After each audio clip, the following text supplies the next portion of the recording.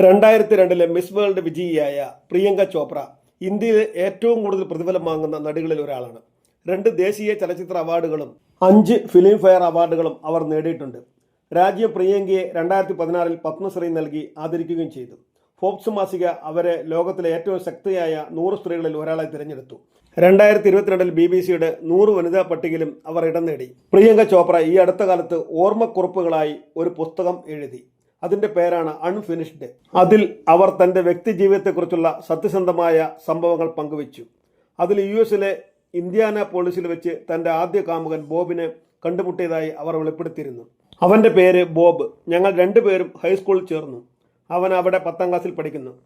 അവനുമായി ഡേറ്റിംഗ് നടത്തുന്നത് തീർച്ചയായും റിസ്ക് ആയിരുന്നു. ഞാൻ അവനുമായി നല്ല പ്രണയത്തിലുമായി. അവൻ അവിടുത്തെ മികച്ച ഫുട്ബോൾ പ്ലെയർ ആയിരുന്നു. ഒപ്പം അവൻ നല്ലവണ്ണം പഠിക്കുന്ന വ്യക്തിയുമായിരുന്നു. അങ്ങനെ ഞങ്ങളുടെ പ്രണയം തളർത്ത് മുന്നോട്ട് പോയിക്കൊണ്ടിരുന്നു. ഒരു ദിവസം ബോബ് എന്നെ കാണാൻ ഞങ്ങളുടെ വീട്ടിൽ വന്നു. ഞങ്ങൾ സോഫയിൽ കൈകൾ കോർത്ത് ടെലിവിഷൻ കാണുകയായിരുന്നു.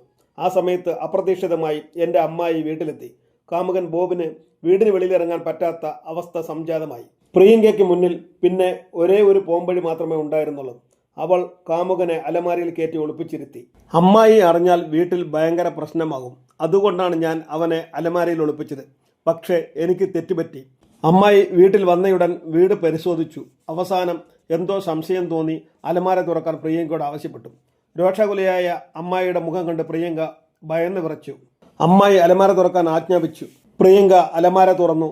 ബോബിനെ കണ്ടതോടെ അമ്മായി കോപം കൊണ്ട് അന്ധയായി. ആ പ്രണയനാടകം അതോടുകൂടി പൊളിഞ്ഞു പാളീസായി അവസാനിച്ചു.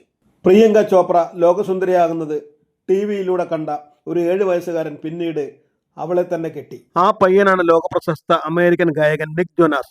2018 അവർ അവരുടെ പ്രണയത്തിന്റെ പരകോടിയിൽ നിൽക്കുമ്പോൾ വിവാഹം കഴിച്ചു. നിക് ജോനാസിനേക്കാൾ 10 വയസ്സ് കൂടുതലാണ് പ്രിയങ്കയ്ക്ക്. ഈ ദമ്പതികൾക്ക് ഇപ്പോൾ മാൾട്ടി മേരി ചോപ്ര ജോനാസ് എന്നൊരു മകളുമുണ്ട്. വാടക ഗർഭധാരണത്തിലൂടെയാണ് കുഞ്ഞു പിറന്നത്. പ്രണയവും വിവാഹവും ഡൈവേഴ്സും എല്ലാം വളരെ സില്ലിയായി കരുതുന്ന ഒരു നാട്ടിൽ ഗാഢമായി പ്രണയിക്കുകയും പിന്നീട് വിവാഹിതരാവുകയും വീണ്ടും ഗാഢമായി പ്രണയിക്കുകയും വിവാഹബന്ധത്തിന്റെ ഊഷ്മളത വർദ്ധിപ്പിച്ച് മറ്റുള്ളവർക്കെല്ലാം ഒരു ജീവിത പാഠമായി ജീവിക്കുന്ന മാതൃകാ ദമ്പതികളായ പ്രിയങ്ക ചോപ്രയ്ക്കും നിക് ജോനാസിനും G Pace Media ഒരു ഗ്രേറ്റ് സല്യൂട്ട്.